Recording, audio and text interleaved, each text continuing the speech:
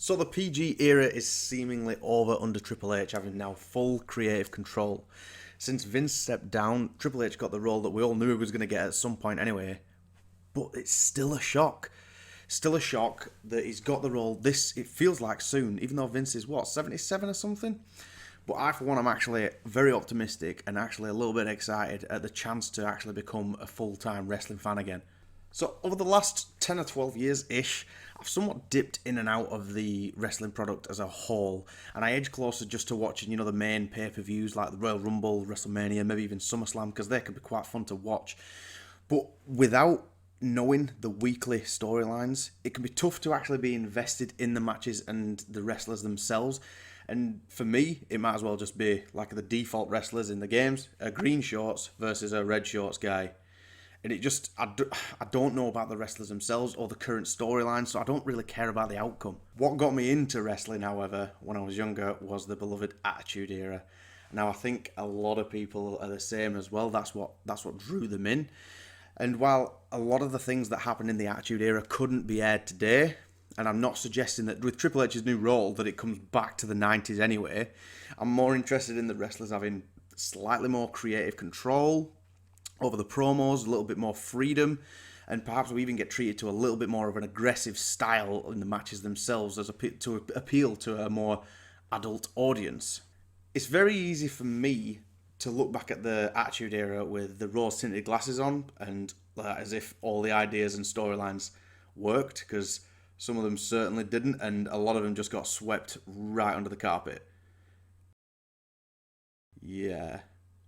But yeah, with the Monday Night Wars going on, and with Jerry Springer being actually one of the hottest things on TV at the time in the mid-90s, WWE took heed and ran with the concept of these ridiculous storylines, these over-the-top animated style characters, and aimed their focus towards, at their time, their desired audience of college kids. The famous promo launching the Attitude Era, which Vince delivered himself on the December 15th, 1997 edition of Raw, is now iconic in the company's history.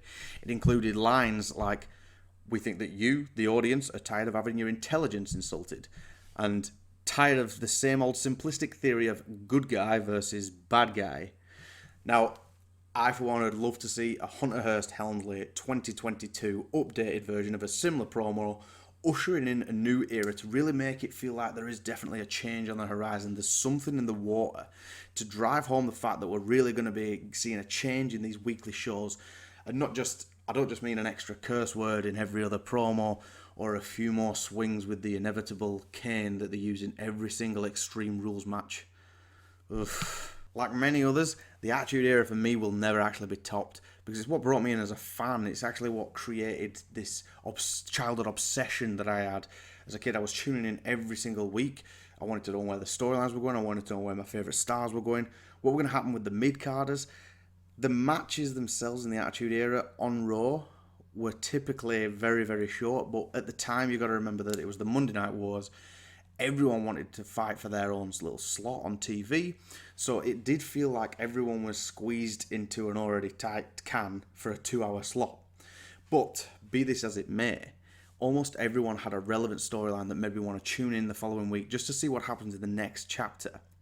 The big payoffs usually, now there is a few exceptions, but usually the big payoffs happened at the pay-per-views. The title changes happened at the pay-per-views, which would make Raw the very next night an unmissable episode because you wanted to see the fallout. Now, there are many top-level guys in the Attitude Era where it did really feel like any one of them could be champion at any given point.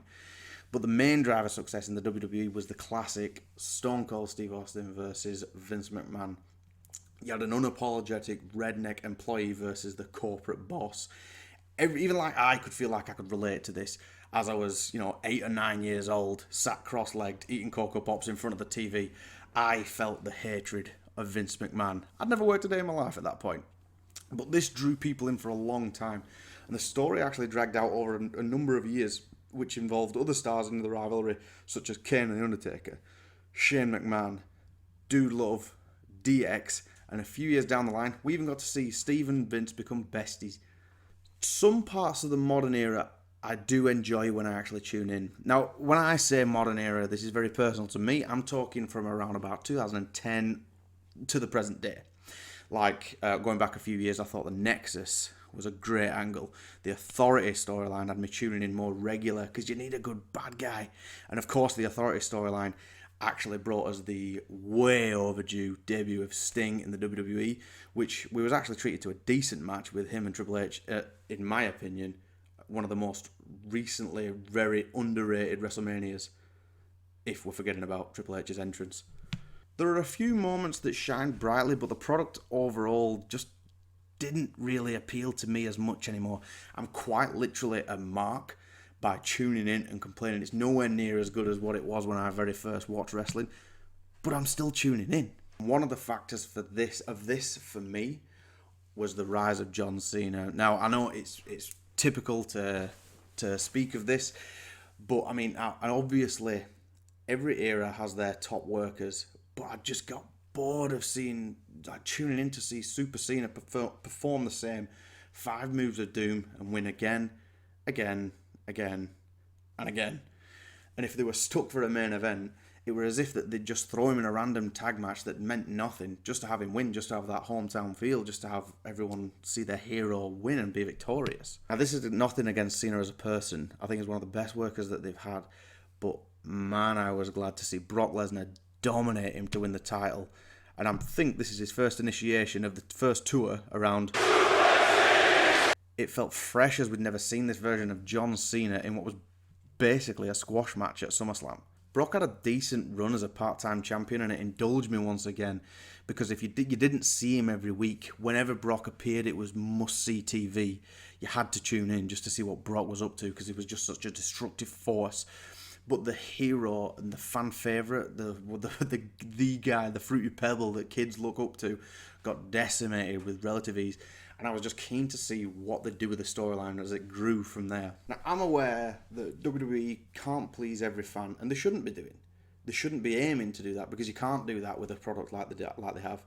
But these surprises, such as Brock and Cena, they're justified sometimes, as it creates more of an urge to watch the product. Like, when you sit there and you've got that oh my god factor, similar to when The Undertaker lost his streak, which is still spoke about today by many people as to whether it should have been broken, and especially by a part-timer like Lesnar. I mean, it's physically impossible to compare today's product side by side with the Attitude or Ruthless Aggression era.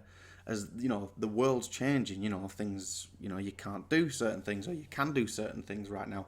But there are similarities there. It's nice to see when the stars pay homage to either the past, the former selves, or just homage to an era or a certain star back in the day. Like Edge coming out to the Brood's entrance, or even seeing Stone Cold come back this year's WrestleMania to fight Kevin Owens at not a bad WrestleMania match, actually, to say that he hasn't wrestled in almost 20 years. The nostalgia is strong in me. Overall, I'm actually glad to see the company's going through a shake-up, and even though it's more than likely that we're not going to be returning to the times of classic DX, interactive catchphrases, brutal and shocking spots, and Michael Cole actually being good at commentary, I'm excited to see what the future holds for it. Hopeful that I'm going to be a full-time wrestling fan again. I'll be watching a little more regular than what I have been doing on a regular basis. But with the fallout of SummerSlam and the rest of this year coming up, I'm already quite intrigued.